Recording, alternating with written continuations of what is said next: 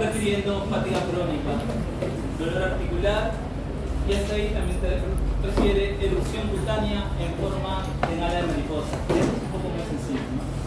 Pero digamos que Ana llega a consulta el primer día y te dice: doctor, me canso.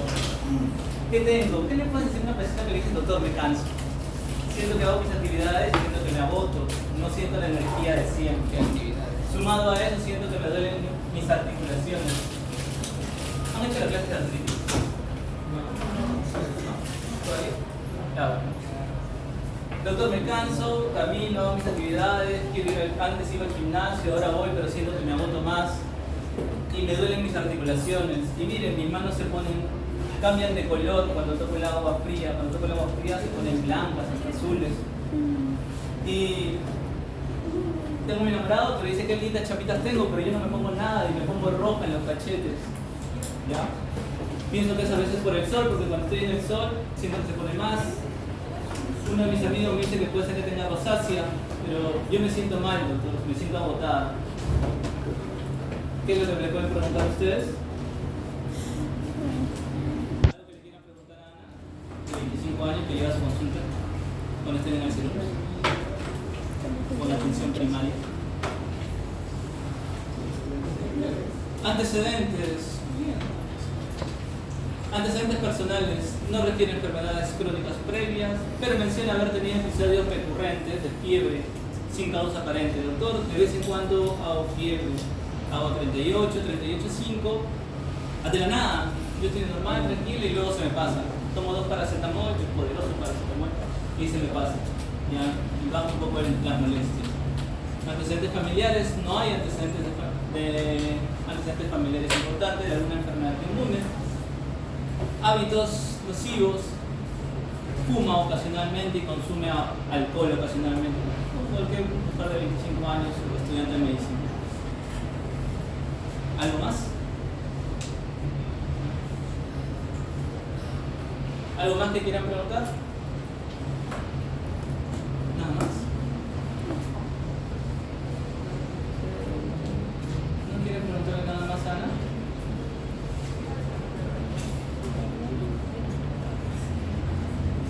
¿Y qué pensarían? Lupus, porque es el tema de hoy. ¿Y por qué? Erupción cutánea en forma de alas de mariposa. ¿Y si tiene rosácea?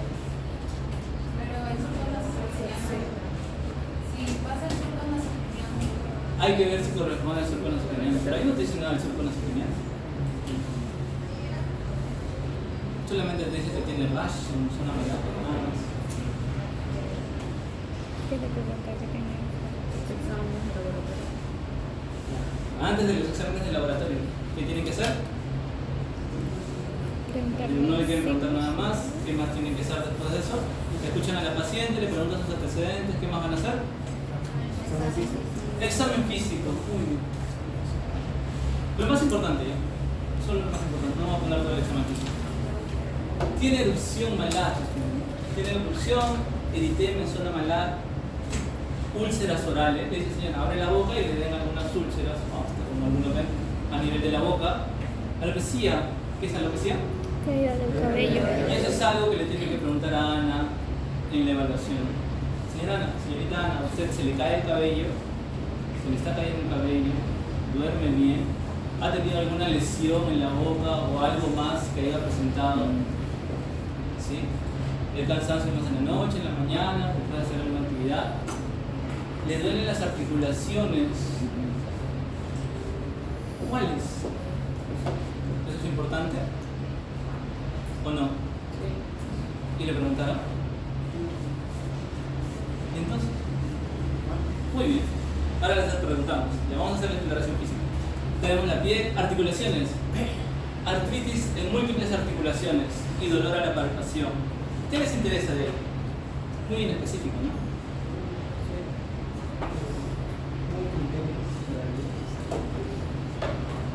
Ya, ¿con cuáles?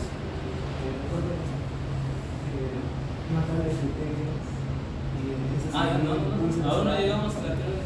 Bueno, ya. Úlceras orales, ya, manifestaciones de piel. Artritis en múltiples articulaciones. No me dice nada. ¿Cuáles articulaciones? ¿Te dice? Seguimos lo mismo. ¿Qué articulaciones se puede comprometer el lupus? ¿Cuáles? ¿Cuáles? Las interfalángicas, ¿no? Interfalángicas. Pueden ser interfalángicas proximales, pueden ser articulaciones de rodillas, pueden ser articulaciones de codo. ¿Ya? Y a diferencia de la artritis, este tipo de inflamación que sucede en lupus, a diferencia de la artritis, es no erosiva. Recuerden que la artritis reumatoide, como decía, es una artritis erosiva. ¿Ya? En cambio, el lupus es una artritis no erosiva. ¿Sí? Y al momento de hacer la exploración encuentran adenopatía y una leve esplenomegalia, ¿no? Que es el aumento de... El vaso. Muy bien. Vamos a ir con otra parte de preguntas humanas. Muy bien, le pedimos algunas pruebas complementarias del laboratorio. Lo que pedirían ustedes, ¿no? Si tu paciente viene y dice me canso, doctor, obviamente le vas a pedir un hemograma, le vas a pedir una bioquímica porque ves que tiene dolores articulares, le vas a pedir un perfil inflamatorio de todas maneras, restantes como BCG, PCR, que es un plan de trabajo. Y obviamente ya como vieron el rash malar y todo, dijeron, puede ser lupus, que le vas a pedir marcadores para el lupus. Y en la cabeza tiene que estar anticuerpos antinucleares, que es la puerta de entrada para ver todos los criterios clasificatorios del lupus. Recuerden, el lupus no tiene criterios diagnósticos, tiene criterios clasificatorios del lupus, ¿sí? Criterios clasificatorios del lupus. Y bueno, le piden AN y todo. Y los resultados están ahí. En el hemograma sale anemia, leucopenia y linfopenia. Eso se llama, bueno, tiene la definición de las tres. El paciente tiene pancitopenia, ¿sí? No te especifica cuándo. ¿Qué más te dicen? Aumento de velocidad de segmentación globular, la BCG se encuentra elevada.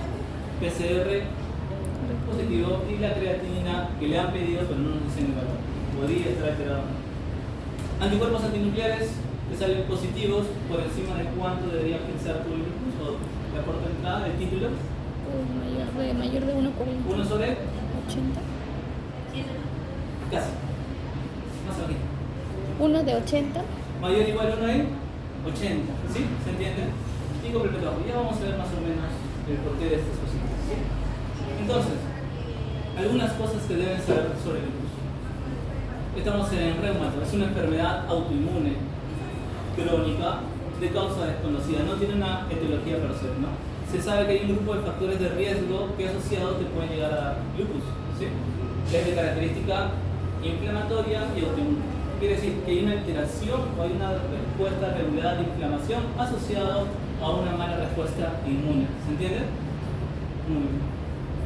Y esta mala respuesta inmune te producirá autoanticuerpos dirigidos a autoantígenos o antígenos celulares y la unión de estos dos te forma, ¿cómo se llama la unión de este antígeno y anticuerpo en el torrente sanguíneo?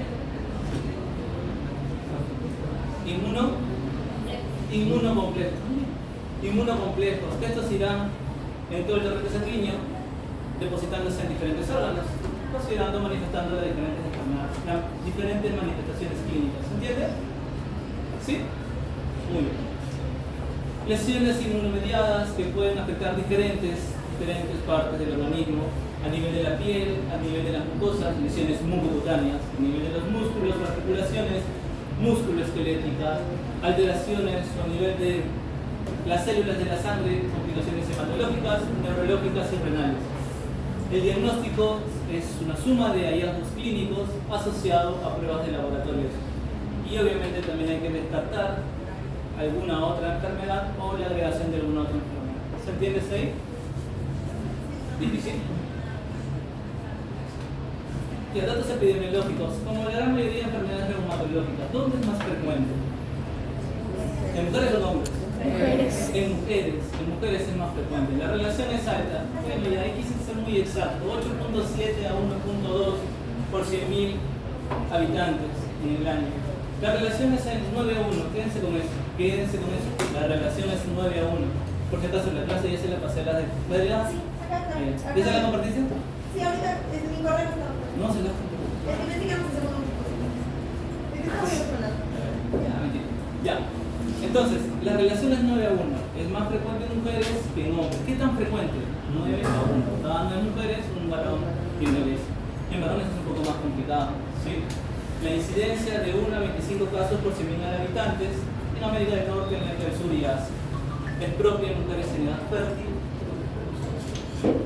predominio femenino y sobre todo en la segunda y quinta década de la vida. No quiere decir que en adultos mayores no puedan expresarse lupus, pueden expresarse lupus, ¿ya? Pero es más frecuente entre la segunda a quinta década de la vida. Y si aparece en hombres, a veces es difícil pensarlo, porque puedes pensar en otras patologías y tiende a ser un poco más complicado. Por eso acá te dice, los varones con LES tienen una tasa más alta de enfermedad renal, serositis, compromisos neurológicos, trombosis o enfermedad cardiovascular. Los varones se pueden llegar a complicar un poco más. En los niños tiende a ser sintomático y tiende a ser más grave que en los adultos. ¿Y por qué un niño o un recién nacido haría lupus? Porque no tienen lupus. ¿Por qué un recién nacido podría ser lupus? Con la mamá.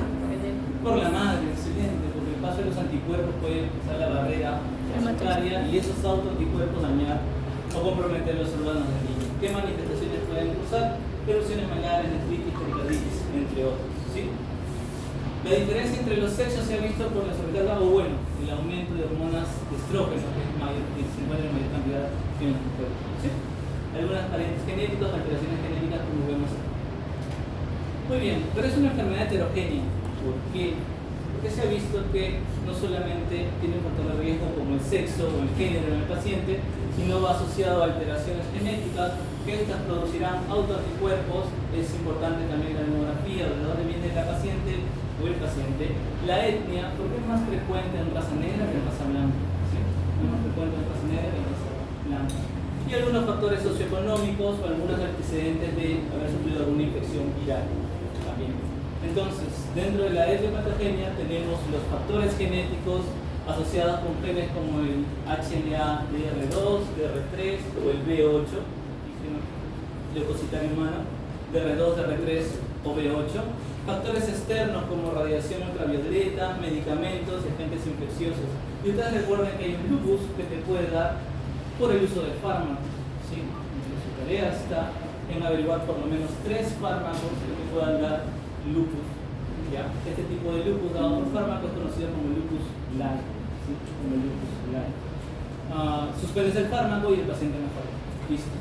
Factores hormonales, habíamos dicho que era más frecuente en mujeres por el tema del aumento o una mayor cantidad de estrógenos en ellas. Factores inmunológicos, la disminución de la supresión por parte de los linfocitos supresores. Hay una alteración de la función tanto de los linfocitos y de los macrófagos, y esta alteración de función genera la producción de autoanticuerpos. Entonces, dentro de los factores genéticos habíamos visto los HLA. Vamos a ampliar un poquito. Ahí lo vemos un poco más grande. Los HLA, sobre todo el B8, el DR2 y el DR3. Dentro de los factores genéticos también hay unas alteraciones importantes, y dentro de los factores hormonales, el estrógeno te genera una reducción o una alteración de la apoptosis, estimula también a los timocitos o a los linfocitos T, y hay una alteración en la función de los linfocitos B y los macrófagos. Esta alteración de función es lo que genera la intolerancia a los antígenos propios y la formación de autoanticuerpos. Y bueno, las partes hormonales que tenemos acá. Dentro de los factores ambientales habíamos dicho que la luz ultravioleta es uno de los factores importantes. Por eso aquellos pacientes con lupus no se les recomienda o se les pide que eviten la exposición al sol. Se les pide que eviten la exposición al sol. Esta sobreestimulación puede generar una sobreestimulación. Y en el tema de los virus, uno de los virus más asociados, y por eso se ha resaltado ahí, y ustedes lo van a resaltar en sus diapos, es el virus de Epstein-Barr. Dentro de los fármacos, bueno, ya se les hace un poco más sencillo, igual. Fármacos asociados al lupus. ¿Cuáles son? Hidrolazina, propiramida, isoniazida. ¿De dónde son las isoniazidas? TMC. Muy bien, perfecto. La quinidina o la clorpromacina, entre otros, ¿no? Disbiosis intestinal, exposición a toxinas, antígenos y metabolismo que favorecen una inflamación a nivel intestinal, y esto te predispone también a un factor de riesgo. Y la presencia de autoanticuerpos. Sí. Muy bien, ampliemos un poco más esto.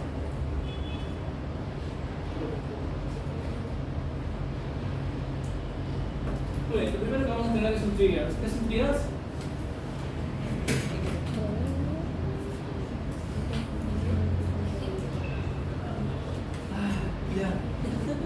¿Qué es un triggers? A ver, chicos, ustedes que se dan la mano de amistad en plena clase. Un desencadenante, muy bien la doctora Consigna, muy bien. Primero tenemos un desencadenante, que puede ser todos los factores de riesgo que ya hemos visto, ¿no? Hay una alteración genética asociada con un paciente que se pone a rayos ultravioleta o asociado a una infección con virus de Epstein-Barr, más una carga, una alteración genética que tenga de por sí el paciente, muchos factores genéticos que le dan un lugar idóneo para que se genere una alteración del sistema inmune. ¿Qué alteración del sistema inmune pueden aparecer? Un defecto tanto en la apoptosis como un defecto o una disregulación o una respuesta desregulada de la parte del sistema inmune. Todo eso que me va a dar. Hay materiales nucleosomales modificados. Cuando hablo de materiales nucleosomales o materiales del núcleo, es que la parte o segmentos del núcleo, lo que está dentro del núcleo y sale dentro de la célula cuando es una apoptosis, y esto pasa al torrente sanguíneo, este material es conocido como extraño, ¿sí? Quiere decir que el material nuclear que está dentro de la célula es reconocido como extraño. Y cuando tu cuerpo reconoce algo como extraño, ¿qué hace? ¿Qué genera? Lo que genera hay una respuesta inmune, ¿no es así? Genera una respuesta inmune. Muy bien, y hablamos de material nuclear. ¿Qué hay dentro del núcleo?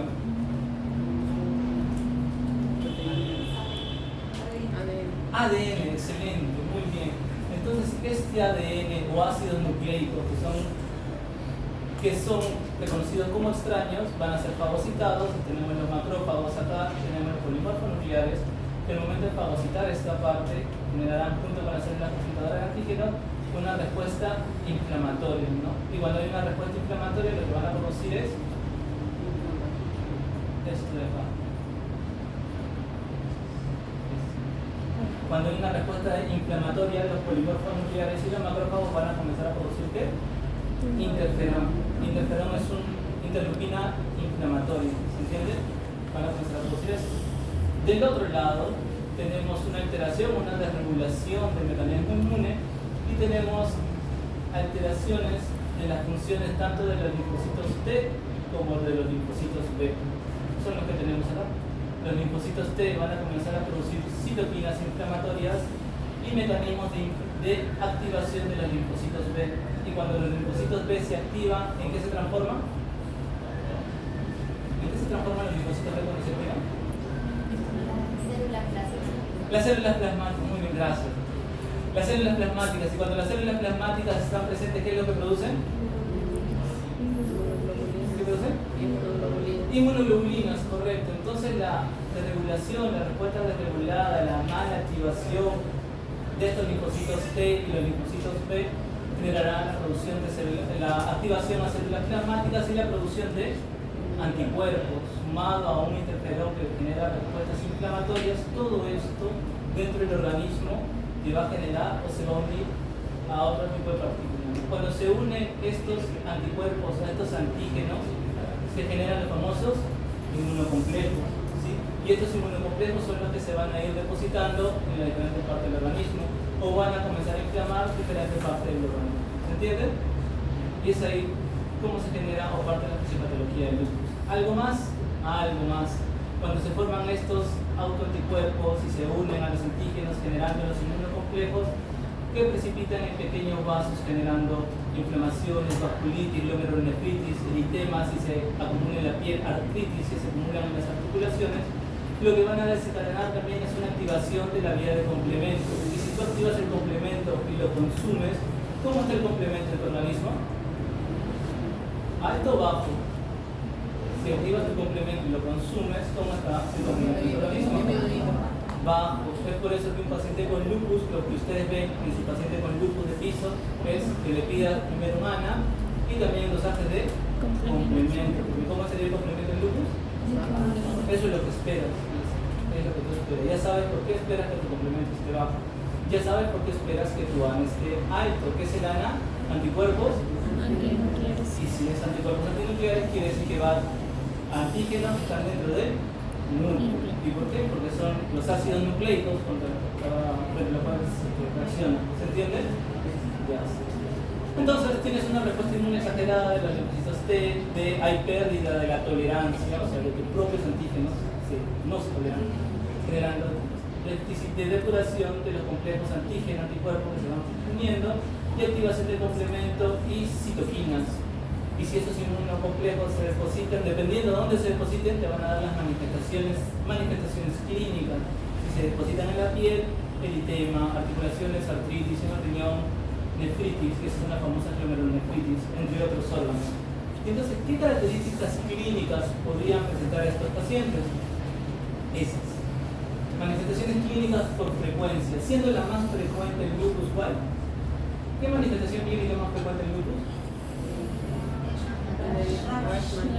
Las manifestaciones cutáneas, el eritema, el rash, la alopecia, las úlceras, todas estas, ¿no? El leucocutáneo crónico, el rash malar, las úlceras orales, todas estas, con un porcentaje de hasta 71% de frecuencia de manifestación. ¿Qué más? La artritis. El paciente te puede venir diciendo, doctor, me canso y me duelen las articulaciones. Solamente con eso, me canso y me duelen las articulaciones.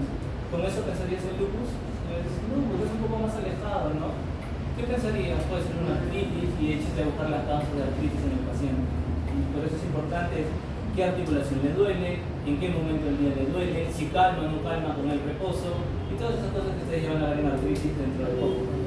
¿Qué más? Otras complicaciones, si afecta la sangre, el 35% de casos de lupus pueden aparecer con leucopenia, el 31% con fiebre y entre otros. Y si fuera un lupus en recién nacido, fiebre, alteraciones neurológicas y problemas renales son las más frecuentes en el caso del lupus en el recién nacido.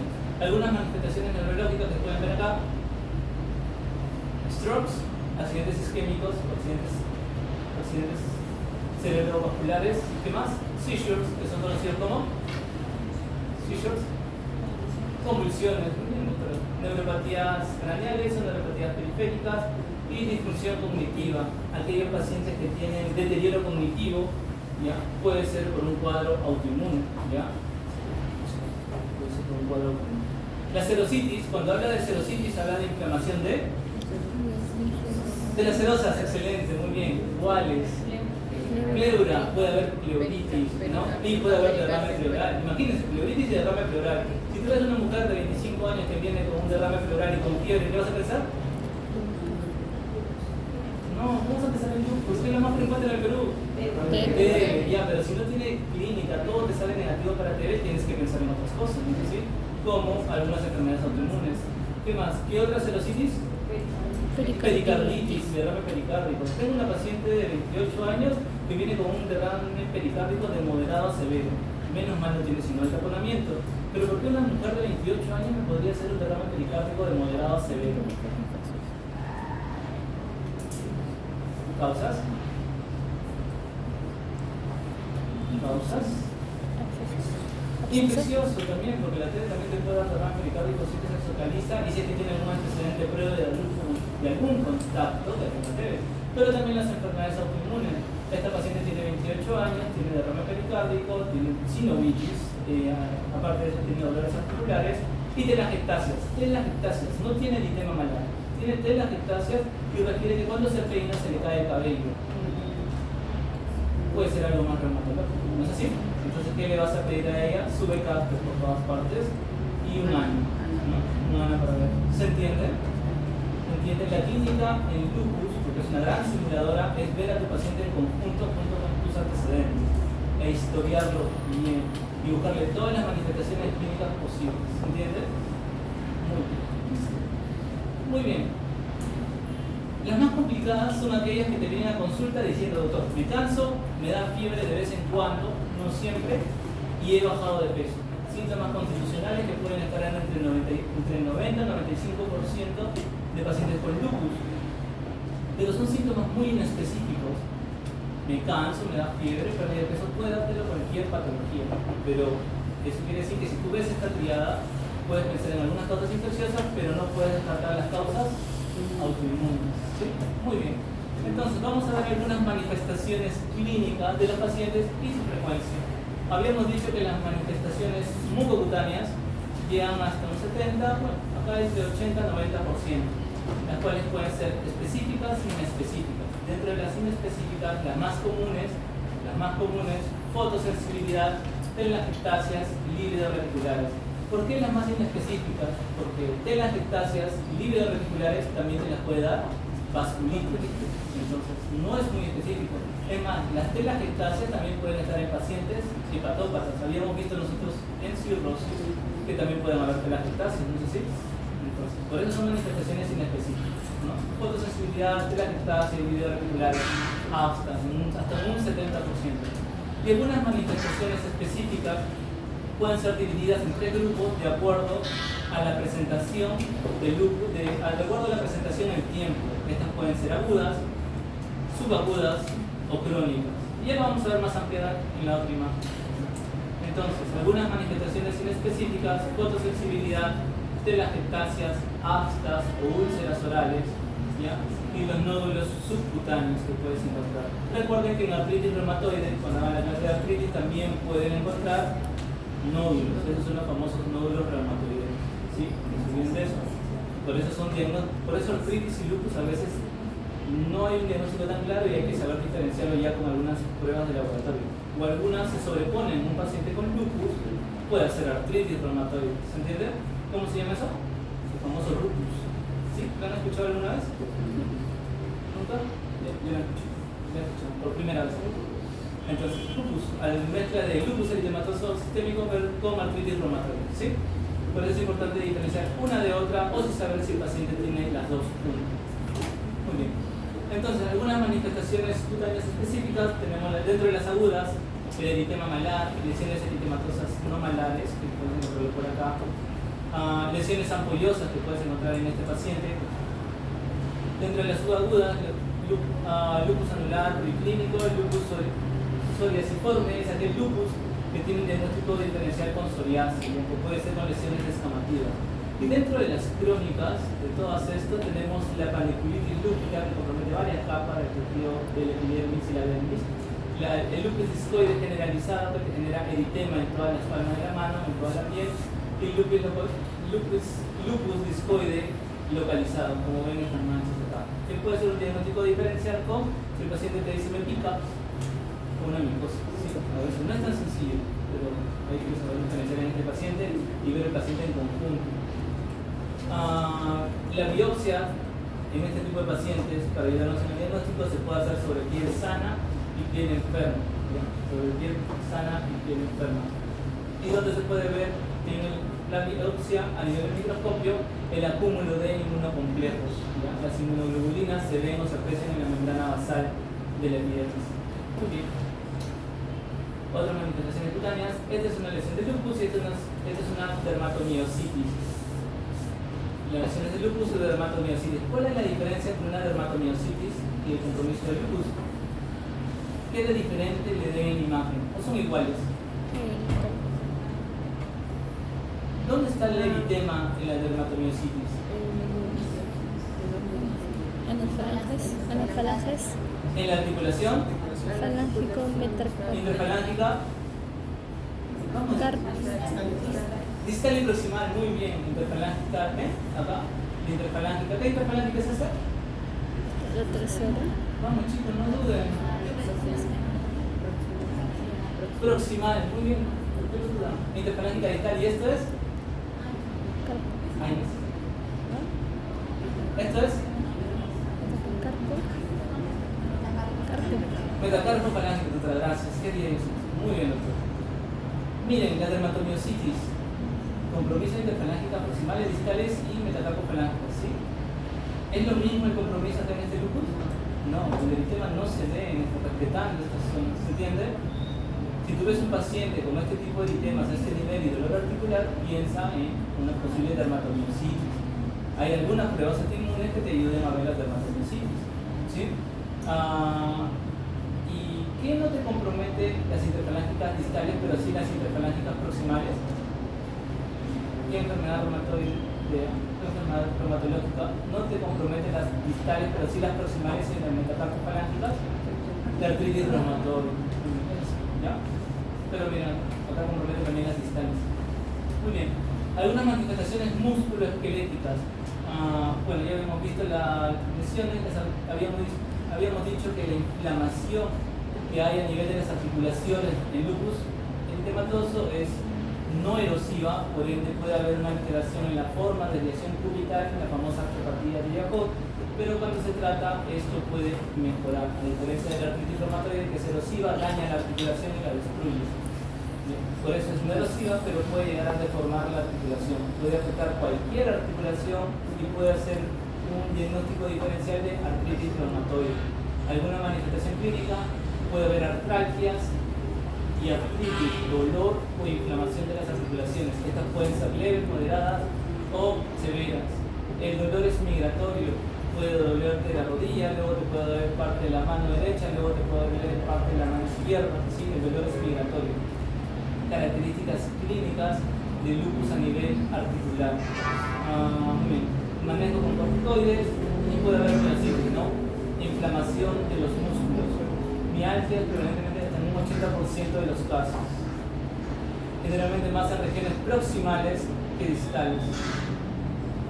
Y la más importante de todas estas, cuando compromete el riñón, la nefritis lúpica o la afección renal, de 10 a 45% puede transformarse en un patrón histológico en general leve a grave, y de todo esto quiero que se aprenda esto. Bueno, no lo mando. Pero ahí lo señalo. La nefritis lúpica, existen 6 tipos. ¿Se acuerdan del glomérulo? ¿Algo? Algo se acuerdan del glomérulo.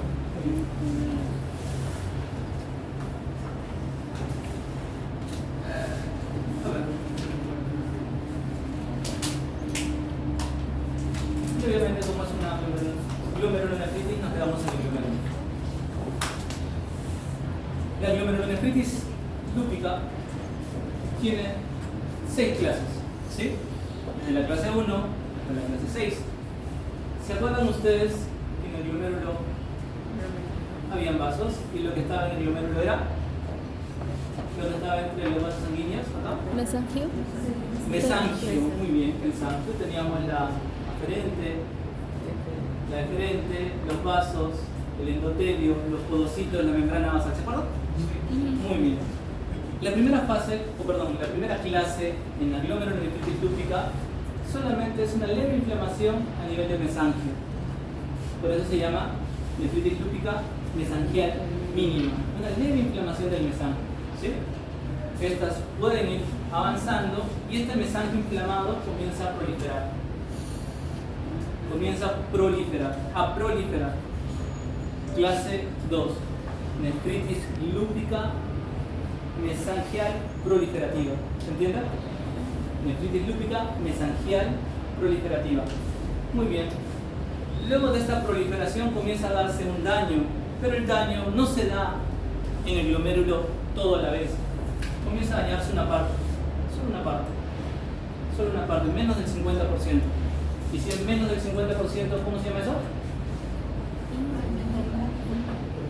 Clase 3, nefritis lúpica focal. Nefritis lúpica focal. Pero bueno, como la enfermedad continúa, ya no compromete solamente menos del 50%, comienza a comprometer más del 50%. Eso es nefritis lúpica difusa, clase 4. ¿Y qué es lo importante de esto? Es la forma más frecuente al ser biopsiada, ¿sí? Entonces ustedes van a resaltar ahí que la clase 4 es la forma más frecuente al ser biopsiada, ¿sí? Muy bien, listo. Ya se dio todo, ya se inflamó todo, y acá al momento de hacer tu biopsia ve que hay un daño a nivel del endotelio y también a nivel de la membrana basal, la clase 5, nefritis lúpica membranosa. Y ya cuando tienes un daño inflamatorio crónico persistente, de donde ya se perdió todo, ¿qué tejido reemplaza al mesangio? Cuando hay una inflamación crónica que comienza a proliferar, los fibroblastos, se vuelve fibrótico, duro. Clase 5, nefritis lúpica con esclerosis. ¿Qué es esclerosis? Fibrosis. ¿Sí? Perdón, era así. Pero bueno. Lo importante es que lo entendí. ¿Sí? ¿Se entiende? Clase 6. Clase 6, nefritis lúpica con esclerosis. De todas estas, ¿cuál habíamos dicho que es la más frecuente? La 4. Clase 4. Y miren todas las características clínicas que puedes encontrar en tu paciente. Puedes encontrar desde solamente hematuria o algún hallazgo incidental o leve proteinuria hasta llegar a comprometer todo el glomérulo y llegar a presentar un síndrome nefrótico. Puedes llegar a tener un aumento de los valores de la creatinina, puedes tener un deterioro de la función renal, que tu paciente puede llegar a hemoliguria o anuria, ¿sí? Entonces, esas son las manifestaciones clínicas que pueden ver o pueden encontrar dentro de su paciente. ¿Listo? ¿Qué más? Hay deficiencia cositas. Alta mortalidad, pronóstico vital desfavorable, menos sobrevida a 10 años versus los que no hacen nefritis lúpica. Si tu paciente hace nefritis lúpica y sobre todo en estadios avanzados, aumenta la mortalidad a los 10 años. Cuadro clínico muy variable, puede presentar proteinuria, hematuria, que puede ser micro, macro, cilindros, insuficiencia renal aguda y hasta hipertensión arterial. Por lo general no va sola, generalmente todo paciente con lupus que hace una glomerulonefritis puede tener manifestaciones hematológicas, cutáneas, pleuropulmonares o neurológicas, como pueden ver. Afección renal. Y habíamos dicho que cuando hay una afectación hematológica se pueden comprometer las tres estirpes celulares de la sangre, que son el glóbulo rojo, los glóbulos blancos y las plaquetas. Si hay una disminución o una alteración, si hay una alteración en el recuento del glóbulo blanco, puede haber leucocitosis o leucopenia. Es más frecuente la leucopenia. Y muy asociado a linfopenia. Leucopenia muy asociado a linfopenia. Dentro de la serie roja, lo más frecuente son las anemias. Las anemias, que estas pueden ser unas anemias crónicas, normo-normo o anemias hemolíticas, ¿sí? O anemias hemolíticas. También tenemos anemias aplásicas, entre otros. Anemias asociadas a insuficiencia renal aguda o anemias microangiopáticas, pero hacen anemia. Y dentro de la serie blanca hay secuestro, hay destrucción y secuestro de las plaquetas. Eso disminuye el recuento de estos.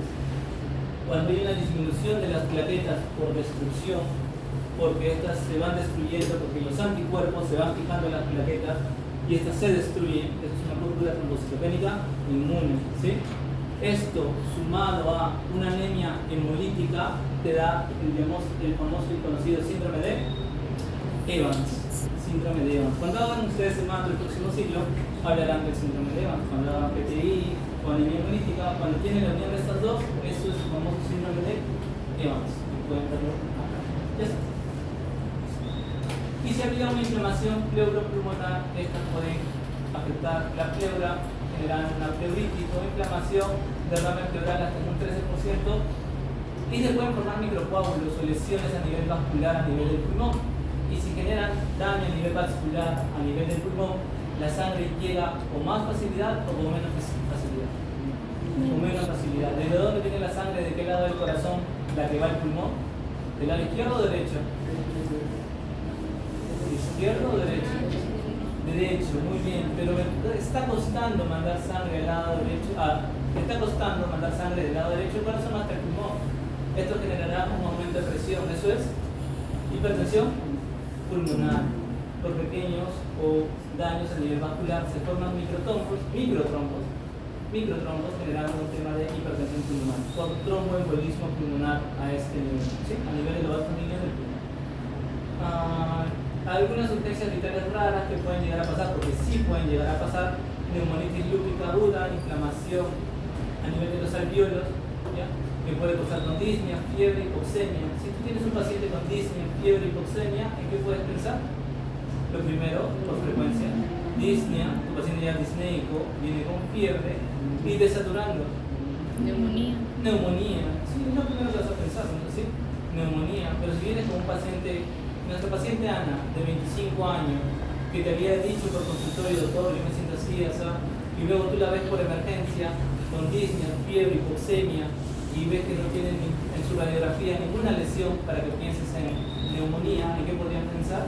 En una neumonitis lúpica, ¿sí? Esas son algunas de las urgencias pleuropulmonares en lupus. Y la hemorragia alveolar difusa también, ¿no?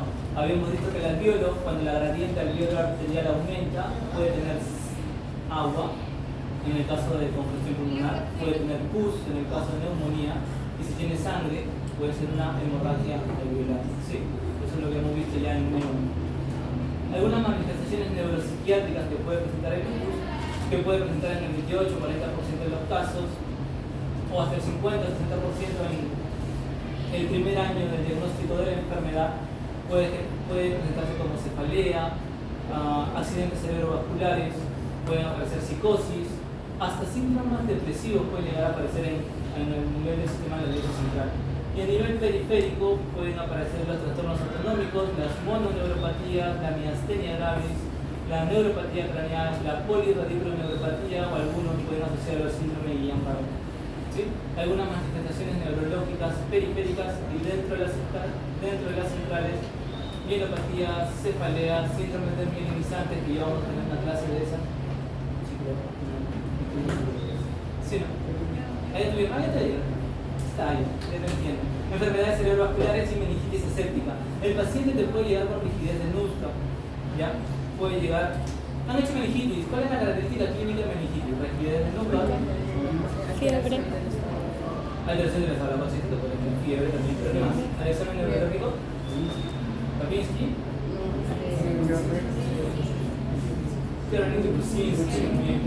Krusinski positivo, rigidez del núcleo positivo, Your Presentation positivo, ¿sí? Le haces la función lumbar y puedes encontrar signos inflamatorios de una pleurocitosis, tinorraquia, y en algunos casos la glucosa, ¿cómo estaría en una meningitis aséptica por lupus? Disminuida.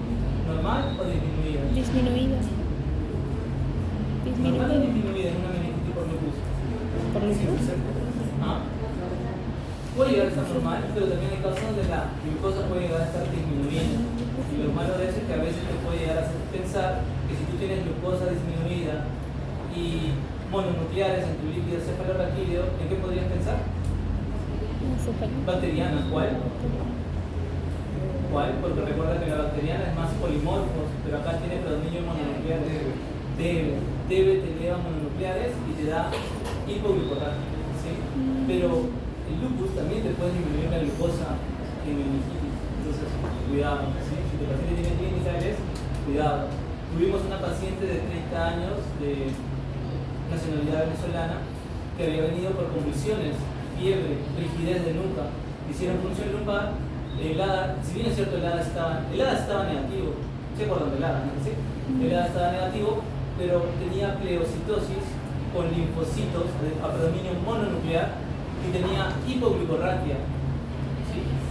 En ese caso hacía fiebre y en emergencia dijeron TB, ¿no? Vino neumo, TB, le dieron pase para TB y le dieron tratamiento para TB. Seguía con tratamiento para TB, pero la paciente seguía haciendo fiebre, no había mejoría clínica y volvió a convulsionar estando ya en piso de medicina.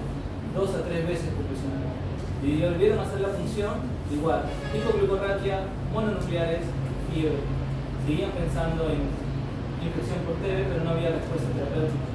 Al final se le corrió un perfil autoinmune, pero ¿cuánto demora un año en un hospital? En sus hospitales, ¿cuánto demora un año?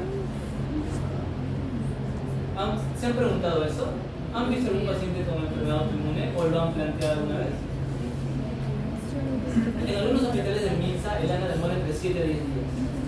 Entre 7 a 10 días de normal. Un ANA para entrar dentro de tu situación de cáncer.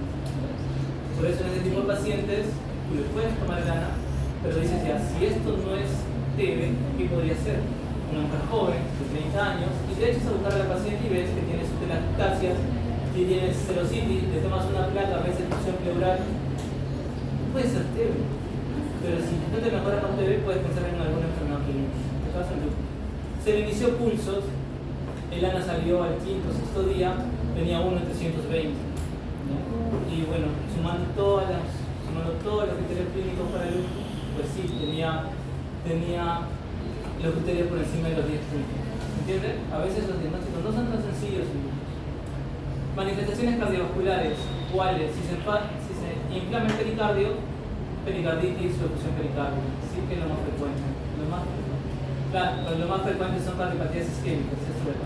Cardiopatías isquémicas pueden hacer una isquemia del músculo cardíaco, alteraciones de la conducción, esto más en neonatos, enfermedades valvulares, presencia del 20-70%. Si hay una enfermedad valvular inflamatoria que altera su función o hay una disfunción valvular por engrosamiento, esto es conocida como una endocarditis, la famosa endocarditis de Lippmann-Sachs, ¿sí? De Ya tienen otra.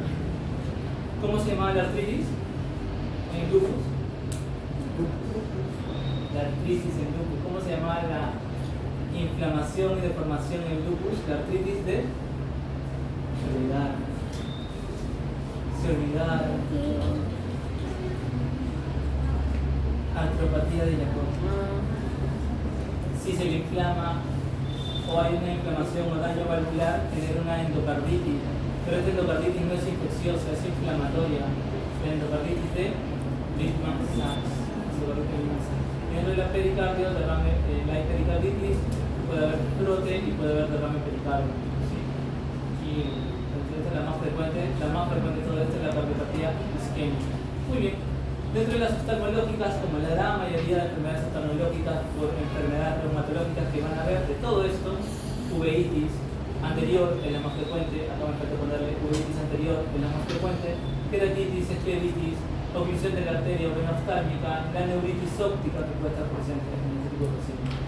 Dentro de las manifestaciones gastrointestinales, anorexia, náuseas, vómitos, síntomas no muy específicos, dispepsias, úlceras orales que ya habíamos visto, y si hay presentaciones graves, recuerden que se genera una vasculitis o una inflamación de los vasos sanguíneos, y esta vasculitis te puede inflamar venas o arterias que irrigan la parte intestinal.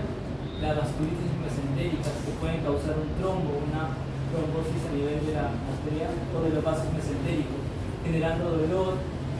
Pueden ser diagnósticos diferenciales de cuadros quirúrgicos y puede llegar hasta perforados, ¿sí? Manifestaciones graves de lupus a nivel gastrointestinal.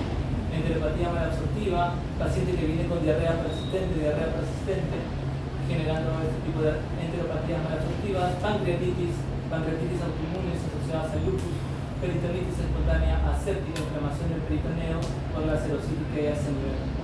Muchas partes del cuerpo se le pueden inflamar por lupus. Muy bien. Llegamos a los famosos criterios clasificatorios de Euler. Tienen una sensibilidad de hasta el 96% y una especificidad del 93%. ¿Qué requieres para que entren dentro de estos criterios clasificatorios? Tu paciente debe tener por lo menos un ANA positivo mayor o igual a 1 en 80, por lo menos, ¿sí? Y luego sumar tus criterios clínicos que deben ser mayor o igual a 10 puntos, y como mínimo sí o sí debe tener un criterio clínico, sumado con los otros criterios de laboratorio, ¿sí? Tenemos los criterios clínicos, que son estos de acá. Criterios clínicos, síntomas constitucionales como fiebre, criterios renales como son proteinuria, nefritis lúpica, que están acá por grados. Y doctor, pero ¿y si tengo proteinuria y tengo nefritis lúpica, ya sumo 14? No, sumas o te quedas con el de mayor valor. Por ejemplo, a nivel mucocutáneo, si tienes alopecia, úlceras orales, o lupus discoide, si tienes 2 y 2 y acá 4, te quedas con 4. ¿Se entiende? No sumas todo, te quedas con el de mayor valor. Igual en serositis, defusión pleural, derrame pericárdico, te quedas con el de mayor valor. Si tienes derrame pleural, si tienes derrame pericárdico o pericarditis por lupus, te quedas con el de mayor valor, que sería este. ¿Sí? Complicaciones hematológicas y todo esto. Todo esto son manifestaciones clínicas. Sumas tu puntaje y ahí también le sumas manifestaciones inmunológicas o criterios inmunológicos, como el dosaje de complemento, el dosaje de anticuerpos, como son el anti-DNA de doble cadena o el anti-SMIC. Y acuérdense de esto. Lástima que no lo resalto, pero se resalta tarde. No, ya está. ¿Por qué el anti-DNA y el anti-SMIC o el anti-SMIC suman cada uno 6 puntos? Porque son los más específicos para el lupus. Anti-DNA de doble cadena y el anti-SMIC son los más específicos para el lupus, ¿sí? Pueden usar otros anticuerpos antifosfolípidos como la anticardiolipina, la beta-2-glicoproteína y los anticoagulantes lipídicos. ¿Sí? ¿Qué más? Esto de acá. En hematológico, yo tengo mi paciente actualmente, tiene leucopenia, tiene trombocitopenia y tiene un test de CUM directo positivo o una bilirrubinaria, quiere decir que está lisando. Si tengo todos estos tres ¿cuál es sumo? El que tenga mayor puntaje. O sea, puedo coger la trombocitopenia o puedo coger la hemólisis autoinmune. Me quedo solamente con 4 puntos. ¿Sí? ¿Qué más tiene mi paciente? Tiene esto, tiene fiebre, ya van 2 puntos, tiene úlceras orales, van 8 puntos. De esto de acá no tiene nada. No tiene alteraciones neuropsiquiátricas, musculoesqueléticas y no tiene nada. Y estamos a la espera de los marcadores autoinmunes para ver si suma o no suma. ¿Por qué no nos apuramos? Porque mi paciente está estable, pero vamos a ver si llega a cumplir los valores de los criterios clasificatorios. Y bueno, anticuerpos que estudias en tu perfil ENA de lupus eritematoso. El ANA, que es la puerta de entrada, habíamos dicho, un título mayor de 1,80. Pides el anti-DNA y el anti-SMIT, que habíamos dicho que son los más específicos, ¿sí? Y bueno, tienes el anti-ROI y el anti-LAR que se pueden aparecer en lupus, pero también van asociados a otras enfermedades autoinmunes como el síndrome de Sjögren, ¿sí? Y el anti-RNP, entre otros. De este cuadro casi es lo mismo, pero resalten esto. ¿Qué marcador autoinmune o qué autoanticuerpo se asocia al lupus asociado por fármacos? El antihistónico, ¿sí? Muy bien. Un resumen de todo: alteraciones en factores genéticos, alteraciones medioambientales, sumado a dentro de los factores medioambientales, tabaco, ultravioleta, enfermedades virales, dentro de ellas el virus de Epstein-Barr es el más frecuente asociado al lupus. La formación de autoanticuerpos lo que te va a dar es la formación de inmunocomplejos y te da una manifestación asintomática primero, donde hay inmunocomplejos pero no hay síntomas, y acá cuando ya comienza a haber síntomas en tu paciente, ¿sí? Cuando hay síntomas, la primera parte es diagnosticarlo, tomando en cuenta los factores adicionales como comorbilidades, la presencia de osteoporosis, la presencia de tratamientos previos que haya recibido tu paciente, sobre todo por el lupus LAI, alguna lesión vascular o la presencia de anticuerpos antifosfolíticos. Algunos factores individuales de tu paciente como la edad, el sexo, la etnia, el grado de instrucción, y evitar que este paciente haga un lupus activo, evitar que haga una manifestación activa de la enfermedad, porque esto te va a generar daño orgánico y esto a la larga te puede generar alteraciones fisiológicas, alteraciones a nivel del sistema, alteraciones a nivel de la salud, alteraciones psíquicas y aumento del costo del tratamiento del paciente, si no se le trata adecuadamente, llegando a mortalidad. ¿Cómo sabes si tu lupus está activo o no? Recuerden, tú puedes hacer un diagnóstico de lupus en un paciente, pero este puede estar no activo, como lo pueden ver acá. Entonces, ¿cuál es el score que ustedes usan para ver si el lupus está activo en tu paciente? Porque si tu lupus está activo, tienes un lupus activo que puede estar de manera leve, moderada o severa. Y para eso ustedes usan este score, el score de Sledan, ¿sí? Esto te va a dar una serie de puntaje y sumando los puntos tú vas a ver si tu lupus está activo y si esta actividad es leve, moderada o severa. ¿Por qué es importante? Ahorita vemos. Por eso, porque si tu lupus está activo y es leve, puedes dar un tipo de tratamiento. Si es moderado, puedes aumentar o intensificar el tratamiento. Y si es severo, tu tratamiento va a ser mucho más intensivo, ¿sí? Antes de pasar al tratamiento, habíamos dicho que para hacer criterios clasificatorios de lupus, tenía que tener mayor o igual a 10 puntos, ¿correcto? Pero tengan en cuenta que a veces tu paciente, como ven acá, a veces tu paciente no cumple con los criterios de lupus, pero tú crees que ese paciente tiene lupus, ¿sí?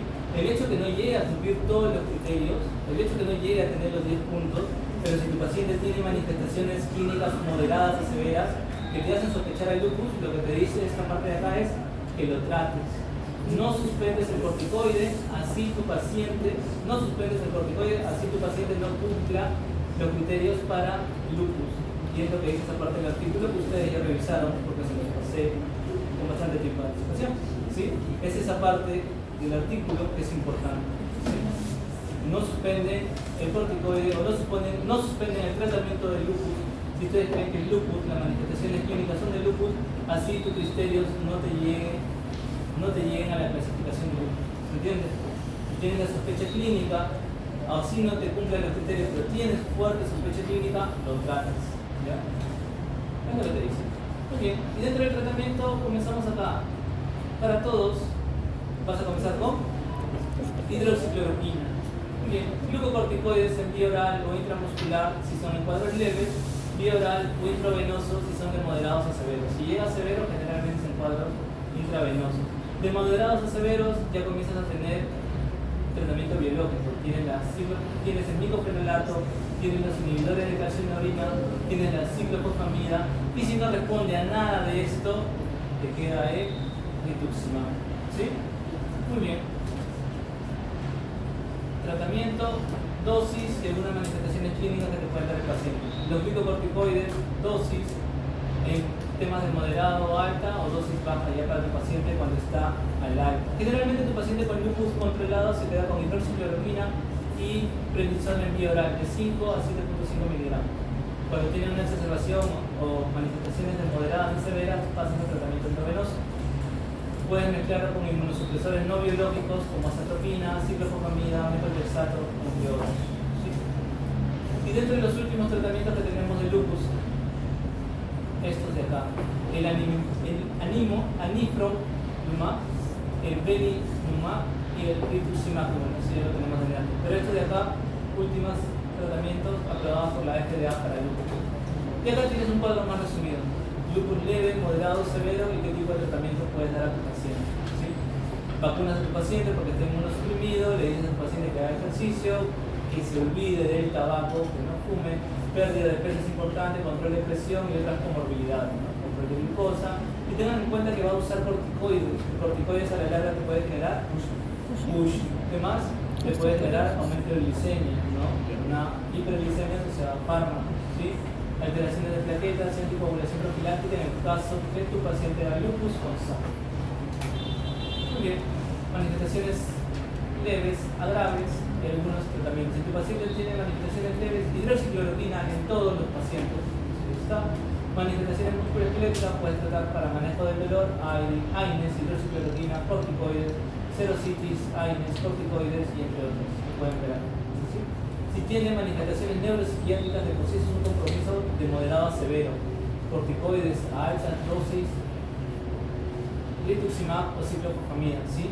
Las manifestaciones neuropsiquiátricas de por sí es un compromiso severo. A ese paciente se hospitaliza y se le trata de manera intensiva, ¿sí? Complicaciones renales y vasculares, como pueden ver. ¿Por qué es importante? ¿Por qué somos tan incidentos con el tema del diagnóstico? Por esto. Esto es la historia natural de un paciente que no se trata. Manifestaciones clínicas que pueden ser exacerbaciones, remisiones, exacerbaciones, remisiones, exacerbaciones, pero estas exacerbaciones lo que te pueden dar a la larga es un daño orgánico que va aumentando, que no remite, va aumentando. Pierdes riñón, ojos, cerebro, corazón. Entonces, por eso es importante el diagnóstico. Si no lo tratas, esas exacerbaciones, remisiones te generan un daño que va de manera ascendente. Si tú lo reconoces y lo tratas, puede hacer una exacerbación, lo diagnosticas y las remisiones y los controles van a hacer que esas pérdidas funcionales de tu organismo se limite bastante, mejorando la calidad de vida del paciente. Es por eso que se incide tanto en el tema del diagnóstico, tratamiento y seguimiento. ¿Y cómo le vas a hacer seguimiento a tu paciente? Ver si tu paciente tiene su lupus activo y si esta actividad es leve, moderada o severa, ¿sí? Mediante los criterios que ya habíamos dicho hace un momento, ¿entiendes? Tienes criterios clasificatorios y tienes criterios de actividad del lupus. Entonces, cuando tú seas interno y estés frente a la visita con un paciente con lupus y tu asistente te pregunte cuáles son los criterios de actividad, ¿tú qué le vas a decir? ¿Y vas a usar qué score? ¿Qué score? Se olvidaron. Excelente. Qué bueno, señorita. El slider, ¿sí? Para eso te sirve. Entonces, diagnóstico temprano, manejo adecuado, multidisciplinario, manejo farmacológico, no farmacológico, tratamiento target o tratamiento específico, verificar que tu paciente haga adherencia terapéutica y todo, y así evitar las exacerbaciones y daño orgánico. Es tu plan. Tu plan es evitar que tu paciente haga daño orgánico. Muy bien. ¿Difícil? ¿Sí? No es difícil. Y no es difícil. Listo. Se acabó. Sean felices. Y eso es Harrison. Si tú tienes a tu paciente que piensas en lupus manifestaciones clínicas de lupus, le corres un ANA y este te sale negativo, ¿qué es lo que vas a hacer? Aparte de tratarlo. Anti-DNA, no, porque si tienes el ANA, que es anticuerpos antinucleares, quiere decir que no hay anticuerpos anti-DNA. Lo que vas a hacer es repetírselo a las 2 semanas. Se lo repites. Y eso te dice Harrison, y eso te lo dicen las guías. Si tienes clínica de lupus y tu ANA está negativo, lo puedes tratar, pero le repites igual su ANA a las 2 semanas. ¿Sí? Y si no, le haces seguimiento a tu paciente y le vuelves a repetir más adelante. ¿Ya? Porque en algún momento este se puede volver positivo. ¿Sí? Recuerden que el diagnóstico de lupus es clínico y los marcadores autoinmunes te sirven, pero te pueden salir negativos al inicio. Y estos valores pueden positivizar a las 2, 3, 4 semanas, pero no por eso tu paciente se va a quedar sin tratamiento. ¿Sí? Muy bien. Acá, todo esto. Acá.